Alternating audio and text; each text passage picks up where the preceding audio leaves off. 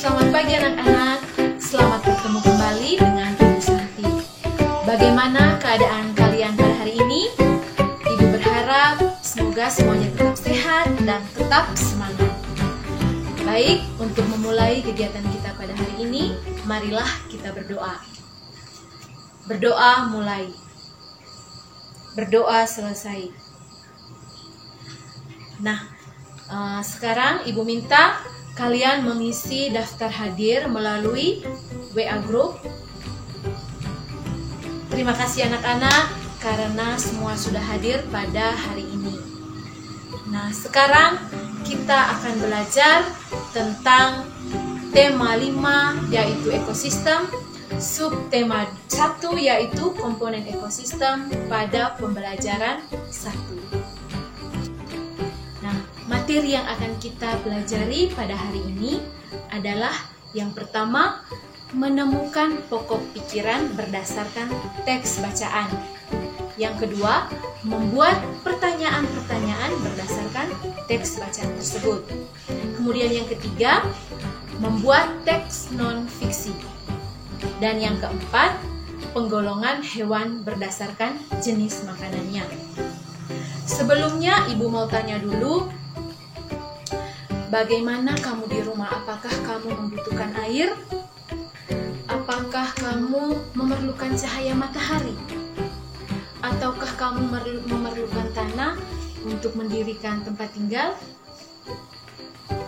Ya, baik anak-anak, kita sebagai makhluk hidup membutuhkan sesuatu yang hidup seperti cahaya matahari, air, tanah, dan sebagainya. Adapun tujuan dari pembelajaran kita pada hari ini, yang pertama, setelah mencermati teks PowerPoint yang akan Ibu bagikan melalui WA Group, kamu mampu menuliskan pokok pikiran dan informasi penting yang terdapat dalam teks. Nah, yang kedua, setelah kamu mendengar penjelasan dan mencermati teks PowerPoint tersebut, kamu mampu membuat pertanyaan-pertanyaan berdasarkan teks bacaan tersebut.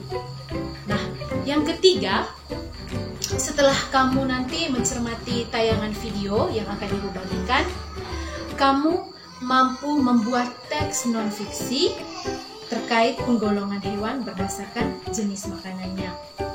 Nah, yang terakhir, setelah kamu membaca teks PowerPoint nanti, kamu diminta untuk membandingkan hewan berdasarkan jenis makanannya dan membuat bagan tentang penggolongan hewan berdasarkan jenis makanannya tersebut.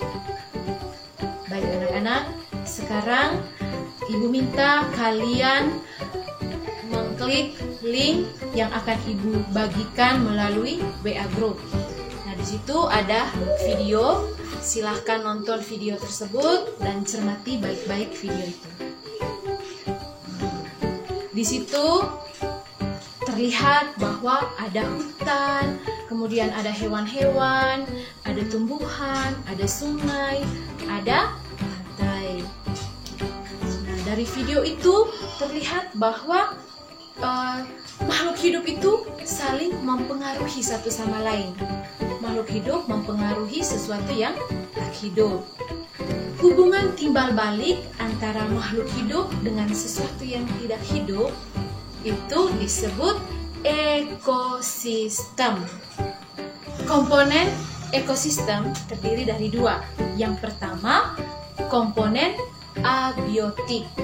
Komponen abiotik itu adalah komponen ekosistem berupa makhluk tak hidup. Nah, contohnya air dan udara, kemudian pasir. Yang kedua, komponen biotik. Komponen biotik adalah komponen ekosistem berupa makhluk hidup. Nah, contohnya terumbu karang dan ikan. Baik anak-anak, sekarang kalian diminta untuk menemukan pokok pikiran dan informasi penting yang terdapat dalam teks bacaan yang sudah Ibu bagikan melalui WA Group.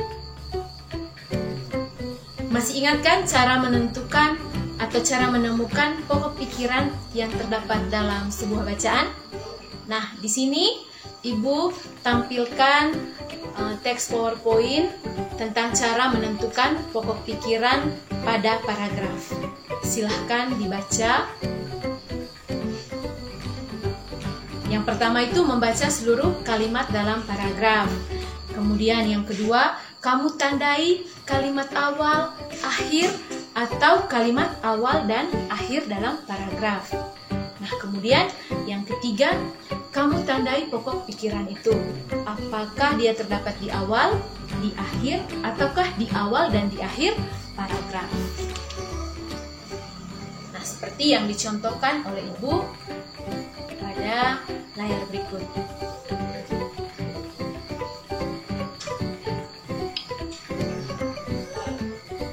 Nah, setelah kamu menemukan pokok pikiran nanti, kamu diminta untuk menemukan informasi penting dalam bentuk peta pikiran.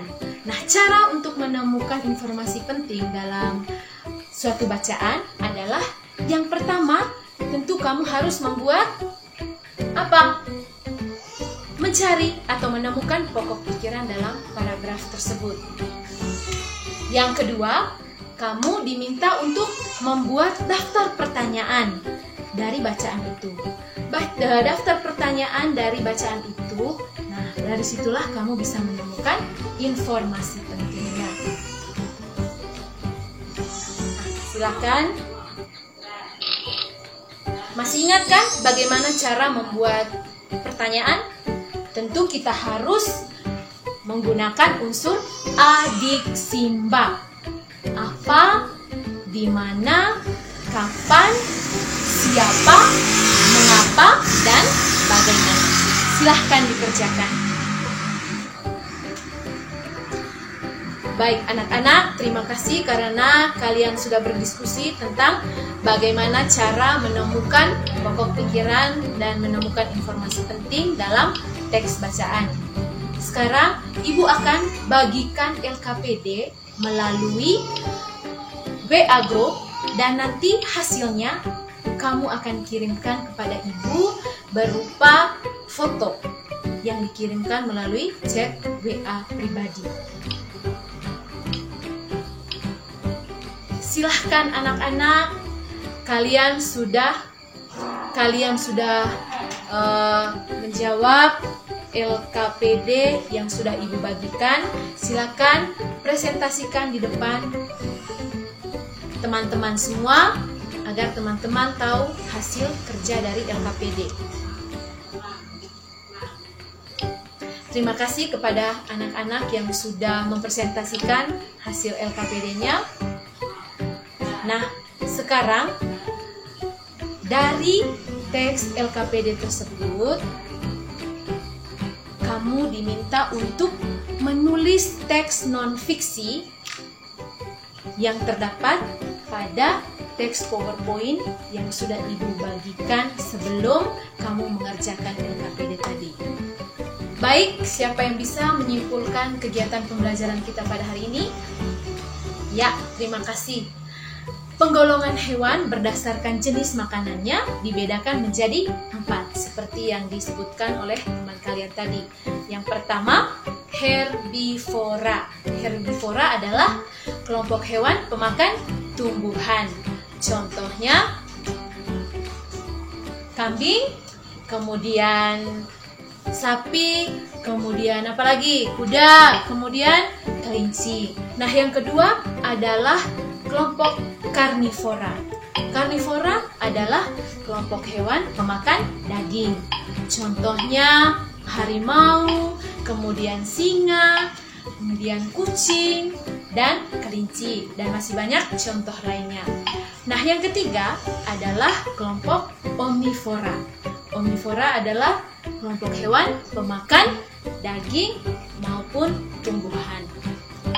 Nah, contohnya adalah ayam, kemudian apa lagi? Tikus, musang, kemudian burung, terus monyet, beruang, dan bebek. Nah, yang keempat adalah kelompok insektivor. Insektivor adalah kelompok hewan pemakan serangga. Contohnya apa? Cicak dan tokek. Nah, sekarang mungkin ada yang mau ditanyakan? Kalau tidak ada, sekarang Ibu akan membagikan soal yang akan kamu kerjakan. Nah, Ibu bagikan soalnya melalui WA Group. Nanti hasil dari soal itu kamu kirimkan ke Ibu melalui chat WA pribadi. Terima kasih anak-anak. Baik, sekarang untuk menutupi kegiatan kita hari ini, marilah kita berdoa. Berdoa mulai, berdoa selesai. Baik, selamat belajar. Terima kasih atas perhatiannya dan sampai jumpa.